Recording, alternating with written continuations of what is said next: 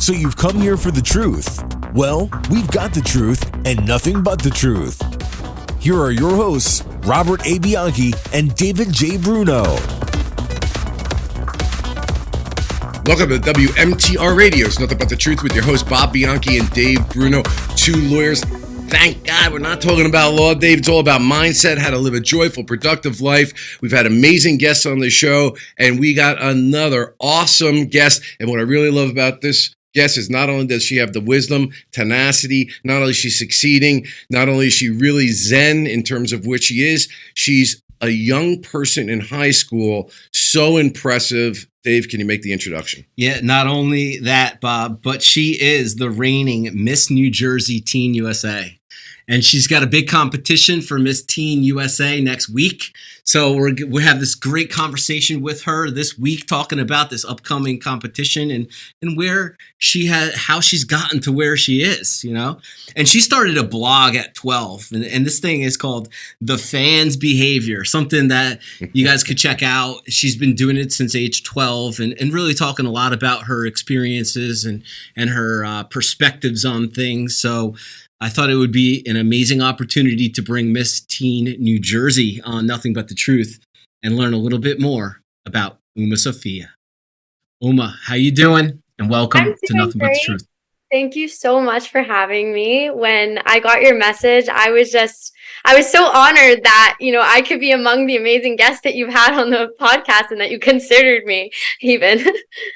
I consider you actually as impressive, if not more, because, it takes people a long time and a long journey, and there's going to be a long journey ahead of your life as well. We talked a little bit off air about your centering into the present moment and things of that nature. So what impresses me right away, and Dave and myself were just talking about this yesterday, because we do a lot of mindset coaching and mindset discussion. I mean, that's the whole nature of the show, is that if you are living an examined life, it doesn't make a difference. Now, I don't know exactly how old you are, and I won't ask you. I know you're in high school, but my journey started that way when I was in high school, and I was an emergency medical technician. I started when I was 16, and I started volunteering, and then eventually I went into a paid ambulance service in a very low socioeconomic areas, very difficult areas, stabbings, shootings, things of that nature.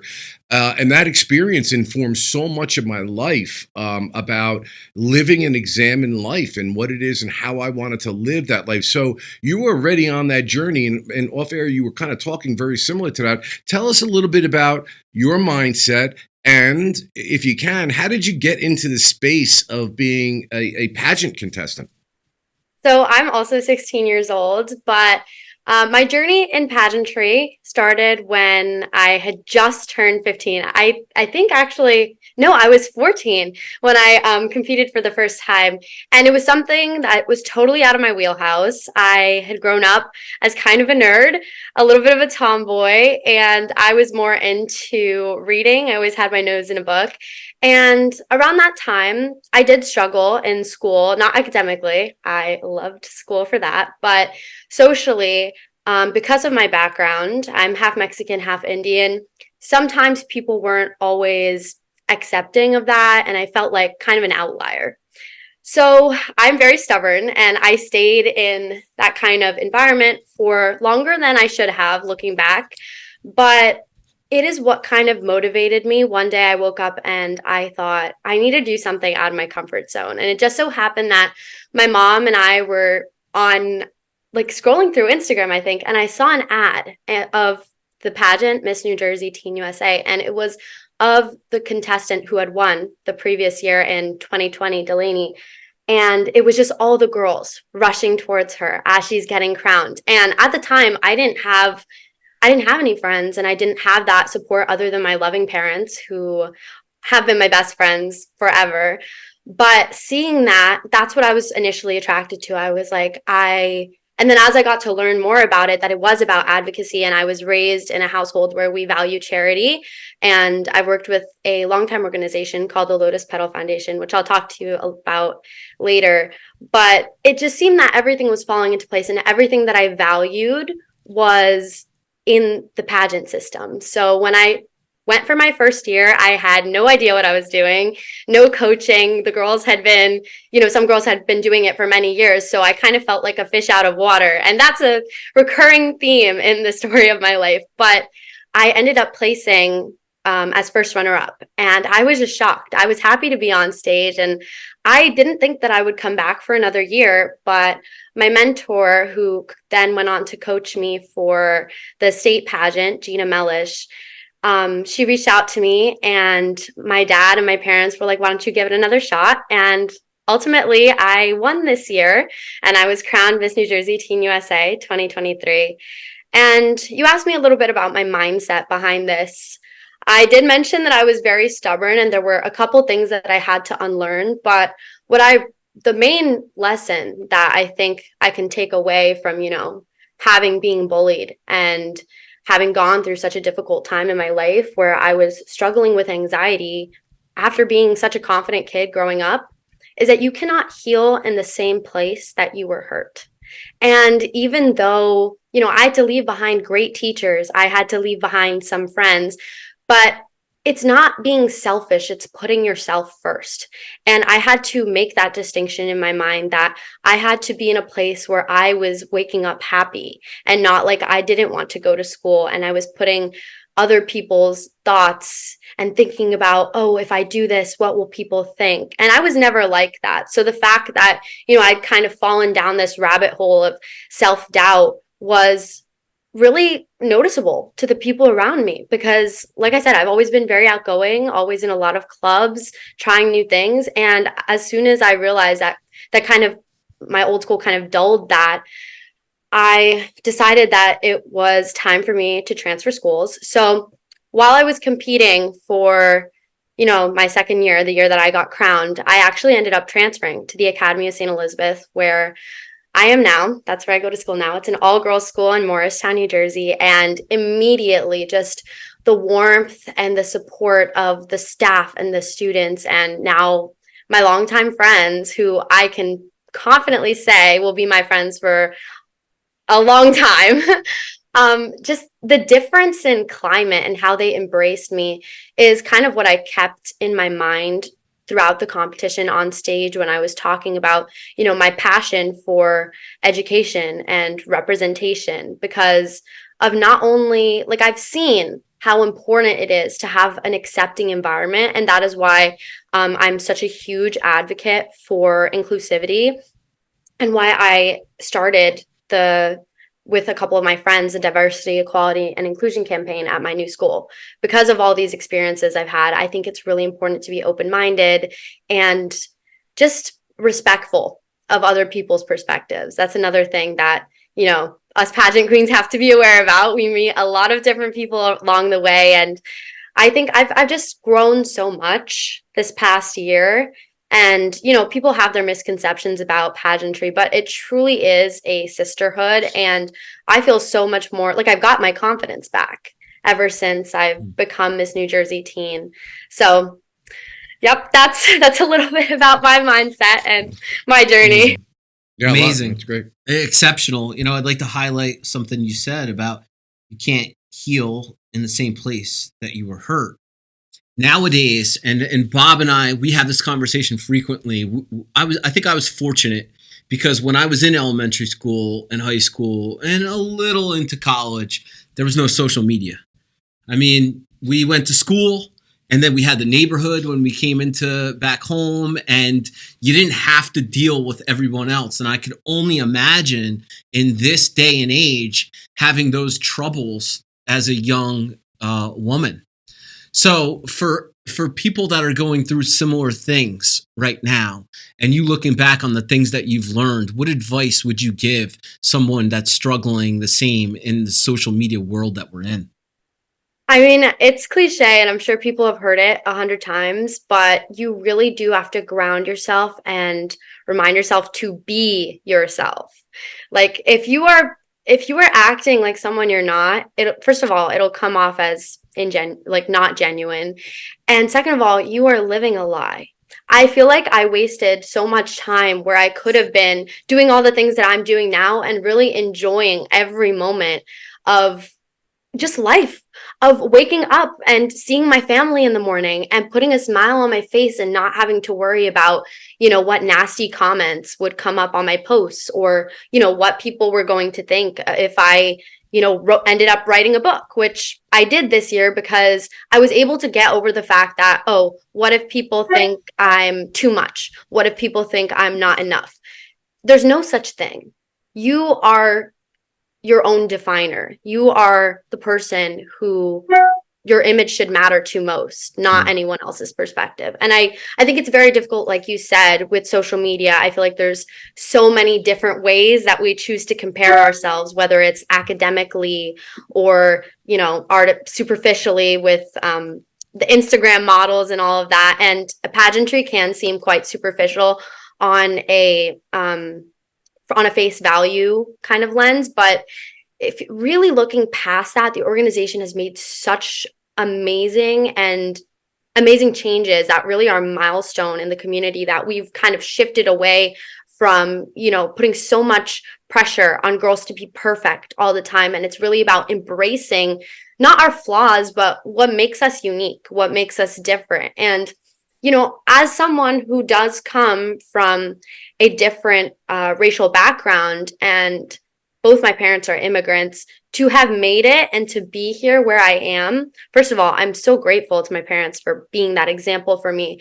But it's unreal that someone like me has been able to do all the things this past year. And that is why I wake up every morning and I make sure that I remember that I should be grateful for these things, because it's hard. Life passes us by so quickly that often we kind of focus on the bad. And there are definitely some days that I do look at that, like I had like a weird moment with one of my friends, or bad grade on a test, so I'm affected like that, like anyone else. But I think it's really important to put into perspective that in the long run, I think the universe does have a plan. Like, you make your destiny. It's so funny because the last 3 minutes of what you just discussed is a book that I am currently writing about. The themes exactly the same, but unfortunately, we're going to have to take a break here at WMTR Radio. Something But the Truth. Bob Bianchi, Dave Bruno. We'll be right back. At the Bianchi Law Group, our team of former prosecutors and certified criminal trial attorneys specialize in criminal defense and domestic violence cases. When you need a law firm with courage, compassion, and the commitment to fight for you, call the Bianchi Law Group today. Welcome back to WMTR Radio. Something But the Truth. Bob Bianchi, Dave Bruno. Well, I have to say, UmaSofia, that you said if we have any notes. It's taken me a long time to collaborate in my own brain with so many different things and trying to improve myself or whatever. And I think that as a young person, you've got it down. I think the harder thing is life is throwing curveballs at you, is to make sure you stick with the thought process that you have, because people can become easily like, oh, it didn't work and whatever, but you have got it nailed. And that's great. So I want to talk about something I find interesting. You talked about pageantry. I'm not a big pageant guy, so I don't know. Every now and again, I've seen it on TV and what have you. There are a lot of people that have controversy about it. And I've heard themes that you were mentioning throughout the first segment. You were talking about being yourself and being true to yourself. Well, great. And not worrying about nasty comments and what people think. And the image of you is only the image that you feel about you, not what anybody else. And not to be overwhelmed by comparison. Yet, I feel exactly the same way. And we're not that much different than one another. We feel the same way about those things, but we're in front of juries. For us, we have to care about the other person. We have to think about what they're thinking of us. And I would imagine that's uber true in a pageant like yourself. So how do you, is it in an opposite thought? Is it a contradiction to say that you don't want to worry about the nasty comments because I'm sure you're going to get them? That's just, the more you succeed, the better you are, the more of a threat, the more that other people can't live up to your way of living life, you are going to be attacked. So that's just the way that goes. What other people think? Well, I mean, you're in a pageant. It's what other people think of you that makes a difference as to whether you win or not. And your image is obviously huge. And yet I understand, and Dave and myself understand, you can do both at the same time. Explain that to us. So it's actually funny you said that. It was a big deal for me to be on here because when I grow up, hopefully I want to pursue law. There you go. At first, I was interested in litigation, and now I've been looking into foreign relations and policy. And I kind of I do understand that, you know, sometimes what you're saying isn't always what you're thinking, and you have to be diplomatic about that. But I think diplomacy is a lot like pageantry. But I think under all of that, you know, pomp and circumstance, the glam, the makeup, the hair, I think the reason that I've found so much success is because when I'm looking at the camera, I'm not caring about how I look. I'm caring about the emotion that I'm projecting. Like I'm thinking about, you know, me smiling, but it's not like, oh, do my teeth look good? It's like, oh, am I showing how happy this moment is making me? And I think just being really genuine is important because I can tell a fake smile from a real smile from a mile away. And I think other people can too. People pick up on that. So even though, yes, we are being compared, the other girls and I are actually really good friends. I'm rooming with my buddy, Miss Teen Rhode Island. Her name is Lola. You guys should check her out too. But we are going to be rooming together, and we spent like 3 days together at our boot camp because New Jersey and Rhode Island do a lot.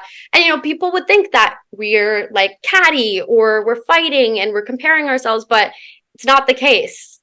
I think I'll be friends with her, like I said, for a really long time. And this experience, I mean, of course, everyone wants a chance at getting the crown. And I know if I had the honor of being the next Miss Teen USA, I would continue to do the work that I've been doing for education, hopefully spread the message of my book, The White Jaguar. But ultimately, this weekend, I'm looking forward to cultivating new friendships and connections and just showing the judges that I truly am genuine and passionate about the causes that I care about. Just real quick before Dave goes, are you nervous when you're on stage? And I imagine you are. And how do you navigate that? What's your technique? Is it fear nervous or is it happy, excited nervous? So my coach told me this. When you are nervous, your body doesn't know the difference between nervous excitement and nervous like adrenaline. So just try to what I do is I literally convince myself, no, you're not nervous, Uma. You're just really, really happy. And it works. It works. It's crazy, but it does work. So that is like my little mind hack, if you will, before going on stage. But I find that if you really care about what you're talking about, and you know it, you guys stand up in a jury and you want to win, so you care. But if you really know yourself and you know what you want your audience to know about you, I think it comes really easy. Like the top 5 questions everyone is super scared about, it just flows. When you're on stage, it's like a switch that's activated. They ask you any question and you can answer it as long as you are really truthful about what you want to do with the title. And you're authentic. That's what it comes down to, right? You're just being yourself. Yes. Yeah. What about this book, The White Jaguar? You know, if you're crowned, you said you want to send the message across of the book. Tell us a little bit more. Yes. So my dad and my mom have many nicknames for me, but my dad's nickname for me is to call me his little Jaguar.